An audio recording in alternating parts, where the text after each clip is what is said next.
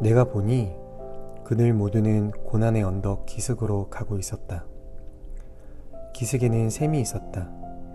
또한 기슭에는 좁은 문에서부터 곱게 뻗은 길이 있었고 그 밖에 다른 두 길이 있었다.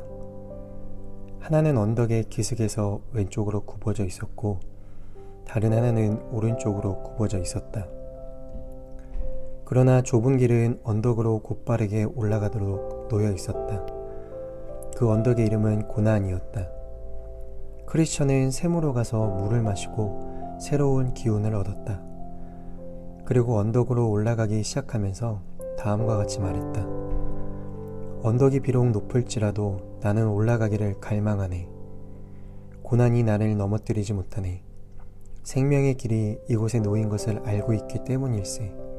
자, 용기를 내어 나약해지거나 두려워 말고 쉽더라도 멸망으로 끝나는 잘못된 길보다는 비록 힘들지라도 더욱 좋은 바른 길로 가세. 다른 두 사람도 언덕 기슭에 도착했다. 그러나 두 사람은 언덕이 가파르고 높은 곳을 보고는 다른 두 길로 갔다. 두 길이 크리스천이 가는 길과 언덕의 다른 쪽에서 서로 만날 것이라고 생각하고는 두 사람은 양쪽 길로 가기로 결심했다. 이 두 길 중 한 길의 이름은 위험이었으며 다른 한 길의 이름은 멸망이었다. 그래서 위험이라고 부르는 길을 택한 사람은 큰 숲속으로 들어가 버렸고 멸망의 길로 들어간 사람은 넓은 광야로 들어가 어두운 산이 가득한 곳에서 걸려 넘어져 다시 일어나지 못했다. 나는 크리스천이 언덕 위로 올라가는 것을 보았다. 크리스천은 언덕의 경사 때문에 뛰어가다가 걸어갔으며 걸어가다가 손과 무릎으로 기어오르고 있었다. 그런데 언덕의 꼭대기로 올라가는 중간에 멋있는 정자가 있었다. 언덕의 주인이 피곤한 여행자들이 쉴 수 있도록 만들어 놓은 것이었다. 그래서 크리스천은 정자에 앉아 쉬었다. 그리고 자신의 가슴팍에서 두루마리를 꺼내어 읽고 상당한 위로를 받았다. 또한 자신이 십자가 옆에 서 있을 때 받은 겉옷을 만지면서 새로운 힘을 얻기 시작했다. 잠시 이렇게 쉬던 그는 마침내 깊은 잠에 빠지고 말았다. 깊은 잠은 거의 밤이 될 때까지 크리스천을 그곳에 붙잡아 두었고 크리스천은 잠 때문에 손에 쥐고 있던 두루마리를 떨어뜨리고 말았다. 크리스천이 잠을 자고 있을 때 어떤 이가 와서 깨웠다. 그는 게으른 자여 개미에게 가서 그가 하는 것을 보고 지혜를 얻으라고 말했다. 이 소리를 들은 크리스천은 벌떡 일어나 언덕의 꼭대기에 이를 때까지 빠르게 달려 올라갔다. 크리스천이 언덕의 꼭대기에 도착했을 때 두 사람이 그를 향해 전속력으로 달려오고 있었다. 그들 중 한 사람의 이름은 겁쟁이였고 다른 한 사람의 이름은 의심이었다. 크리스천이 그들에게 말했다. 선생님들, 무슨 일입니까? 당신들은 반대 방향으로 달려오고 있습니다. 겁쟁이. 우리는 시온성으로 가는 중이었는데 위험한 장소에 이르렀습니다. 우리가 더 앞으로 가면 더 큰 어려움을 만날 것이기 때문에 돌아서서 오던 길로 다시 돌아가는 중입니다. 의심. 맞아요. 바로 우리 앞에 사자 2마리가 길에 누워 있었습니다. 사자들이 잠을 자고 있는지 깨어 있는지 알 수 없었고 생각할 수도 없었지만 우리가 가까이 접근하면 우리를 갈기갈기 찢어버릴 것만 같았습니다. 크리스천.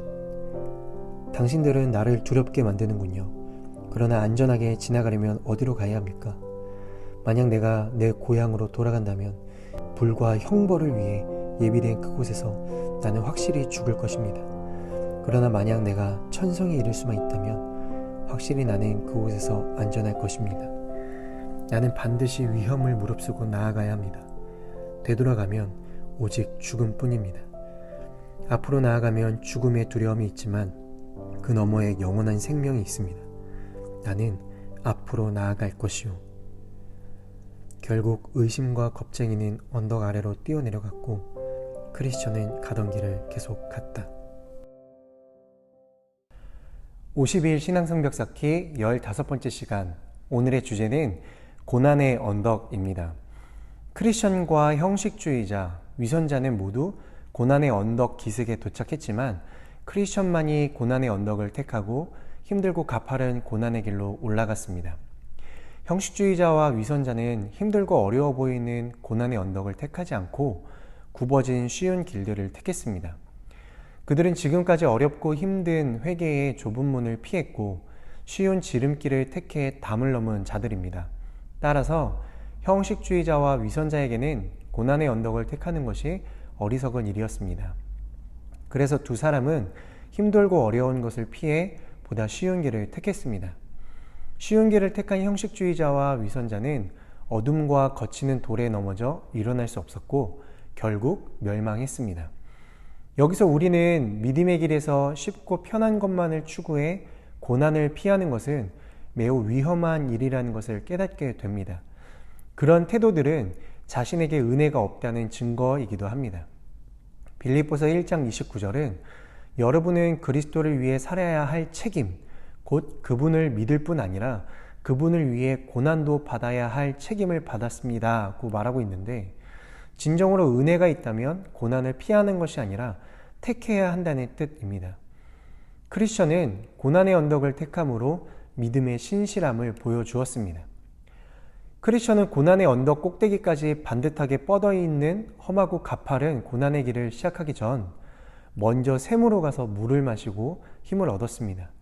이 샘물은 하나님께서 고난의 길을 택하는 자들이 고난을 잘 견딜 수 있도록 은혜로 주시는 선물입니다. 크리스천은 샘물을 마신 후 영적으로 새롭게 함을 얻었습니다.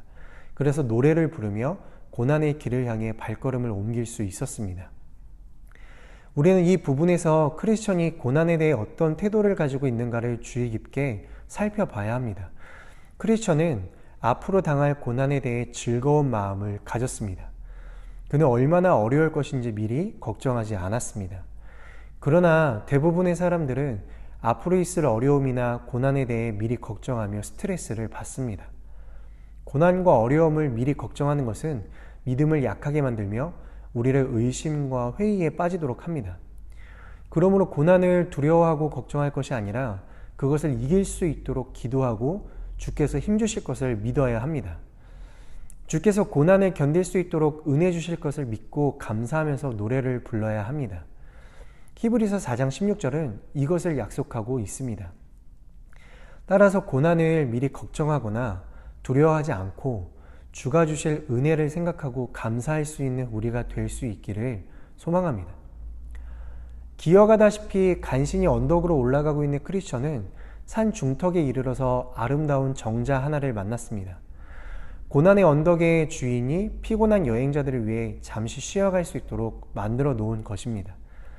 이 장면은 고난 가운데 있는 하나님의 백성을 위해 하나님께서 위로하시고 힘 주시는 은혜를 의미합니다. 샘물과 함께 아름다운 정자는 특별한 시험 가운데 예상하지 못한 하나님의 도움이며 은혜의 수단들입니다. 하나님께서는 순례의 길에 있는 백성들을 새롭게 하시고 안식을 주시는 여러 가지 방편들을 주십니다. 주일은 바로 그러한 은혜의 수단 중 하나입니다. 사도 요한은 핍박과 고난 속에 있었습니다. 그러나 주일에 복음의 메시지와 영원한 것에 대한 기억을 새롭게 할 때 하늘로부터 계시를 받았습니다. 찬양과 감사는 두려움과 의심을 마음속에서 물리치게 합니다. 고난 속에서 피곤할 때 찬양과 감사를 드림으로 예상하지 못한 하나님의 도우심을 발견할 수 있게 된다는 사실을 우리는 기억해야 합니다. 크리스천이 언덕을 오르다 두 사람을 만나게 됩니다. 겁쟁이와 의심입니다. 이 겁쟁이와 의심은 순례의 길에서 어려움과 위험 때문에 중도 포기하는 자들을 의미합니다. 이들의 첫 번째 특징은 어려움과 위험을 크게 과장한다는 것입니다. 이들은 실제로 당한 것을 이야기하는 것이 아니라 멀리서 바라보고 짐작한 어려움을 말하고 있습니다.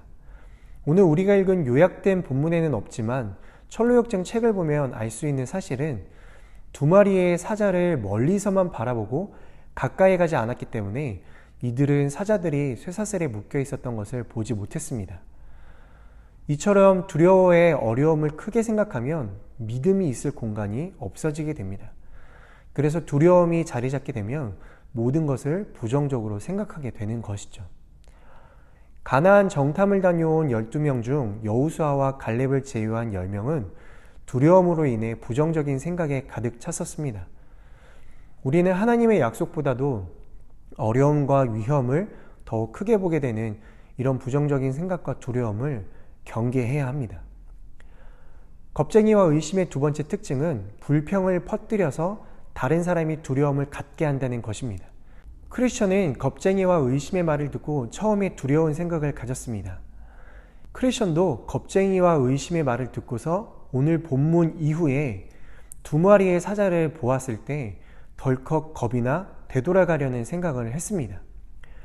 겁쟁이와 의심의 악소문이 크리스천에게 영향을 주었음을 알 수 있습니다. 따라서 하나님의 참 성도들은 구원의 투구가 필요합니다. 구원의 투구를 씀으로써 우리의 구원을 손상시키려는 사상과 말들로부터 우리의 생각을 보호해야 합니다.